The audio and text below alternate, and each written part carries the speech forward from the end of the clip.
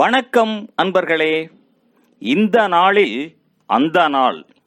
ஆம், வரலாற்றின் வழித்தடங்களில் கடந்த 2000 ஆண்டுகளாக ஒவ்வொரு நாளும் உலகம் முழுவதும் நடந்தேறிய முக்கிய நிகழ்வுகளை நாள் வாரியாக நல்ல பல தகவல்களை தொகுத்து காணொளி மூலம் பகிர்வதில் மகிழ்ச்சி. வாருங்கள் அன்பர்களே, இனி வரலாற்றில் இன்று எனும் வாசல்களை திறந்து வலம் வருவோம். வரலாற்றில் இன்று பிப்ரவரி 2ஆம் தேதியில் நடந்த முக்கியமான வரலாற்று நிகழ்வுகள். கிபி 880ஆம் ஆண்டு பிரான்சின் 3ஆம் லூயி மன்னர் சாக்சனியில் இடம்பெற்ற போரில் ஸ்காண்டினேவியா நோர்சு இராணுவத்திடம் தோற்றார். 962ஆம் ஆண்டில் புனித ரோம் பேரரசராக 1ஆம் ஓட்டோ முடிசூடினார். 1141ஆம் ஆண்டில் லிங்கன் என்ற இடத்தில் இடம்பெற்ற போரில் இங்கிலாந்து மன்னர் ஸ்டீவன் தோற்கடிக்கப்பட்டு பேரரசி மெட்டில்டாவின் படைகளினால் கைது செய்யப்பட்டார். 1822ஆம் ஆண்டில் பிரித்தானிய இலங்கையின் ஆளுநராக சர் எட்வர்ட் பஜெட் நியமிக்கப்பட்டார். 1848ஆம் ஆண்டில் மெக்சிகோ அமெரிக்க போரில் குவாதலுப் கிடால்கோ உடன்படிக்கை எட்டப்பட்டது.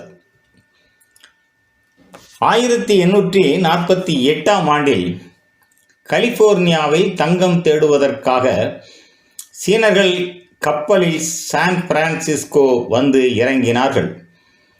1868ஆம் ஆண்டில் ஜப்பானிய பேரரசு ஆதரவு படைகள் ஒசாகா கோட்டையை தோக்குவா படைகளிடம் இருந்து கைப்பற்றி அதனை எரித்து சாம்பலாக்கினர். 1878ஆம் ஆண்டில் துருக்கியின் மீது கிரேக்கம் போரை அறிவித்தது. 1880ஆம் ஆண்டில் முதலாவது மின்சார வீதி விளக்குகள் அமெரிக்காவில் இந்தியானா மாநிலத்தில் நிறுவப்பட்டன.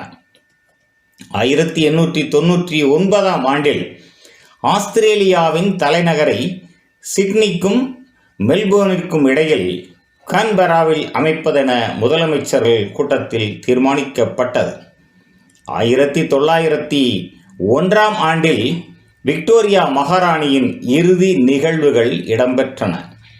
1920ஆம் ஆண்டில் எஸ்தோனியாவுக்கும் ருஷ்யாவுக்கும் இடையில் அமைதி உடன்பாடு எட்டப்பட்டது.